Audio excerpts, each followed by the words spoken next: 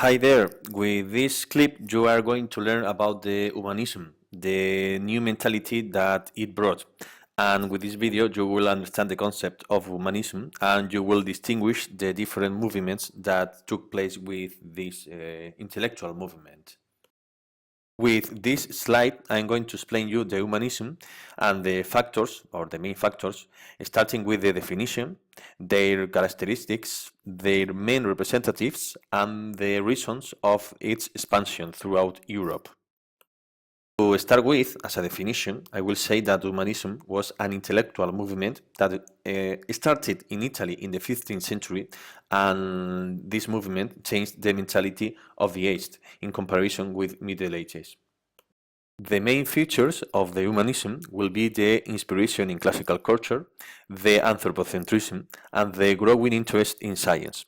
The inspiration in classical culture means, and is referring to the authors and the knowledge that the ancient Roman and Greek authors did, and now in the 15th century they were starting to be recovered, and those texts were studied, translated, and imitated by the authors in the 15th century. The second characteristic is the anthropocentrism. It means that the human being will be put at the center of the world instead of God, and it was the typical thing during Middle Times.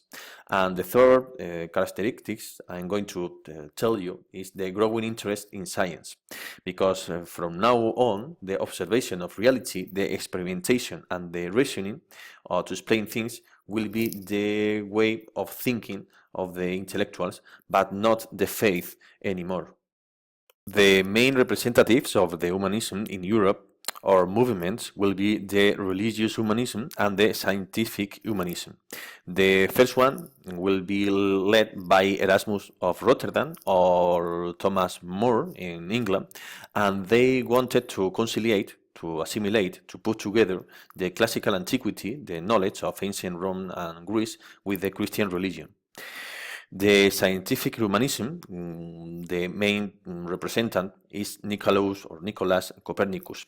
He gave or formulated the heliocentric theory. According to that theory, the sun, and not the earth, as it was commonly believed until then, was at the center of the universe, but not the earth. The humanism movement started in Italy, but it expanded to the rest of Europe. And it was possible because of the existence of the printing press, the one we have already talked about, the one invented by Gutenberg, and it made the printing press made possible that the books became much cheaper. The second reason for the expansion of the humanism throughout Europe were the existence of the academies. Those academies, schools, that they were paid by rich families, like the Medici in Florence, there humanist intellectuals met and they shared their ideas. Here we have the image of two of the most remarkable humanists, such as Erasmus of Rotterdam. He is famous today because he has the name of a grant, de una beca, which is given to every universitarian student who wants to have one of the universitarian years abroad in another European country. This way, if you study in the University of Complutense in Madrid, for example, you will be given a grant, some money, in order to go some year during your degree to any other country, for instance, England, Ireland, Germany, Portugal, or whatever which is available. The second one is Nicolas Copernicus, and he was the man who formulated, as you have heard before, the heliocentric thesis. In this second image, you have an example of a workshop of the printing press. This is called printing press because the thing that they do to print the books is to take letters and to press them by hand with a kind of Gudem machines.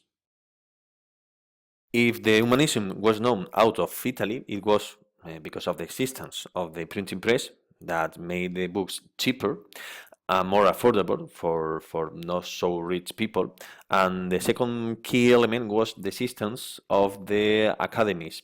Here we have the example of the academy in Florence that was sponsored by a very famous and rich family, the Medici family.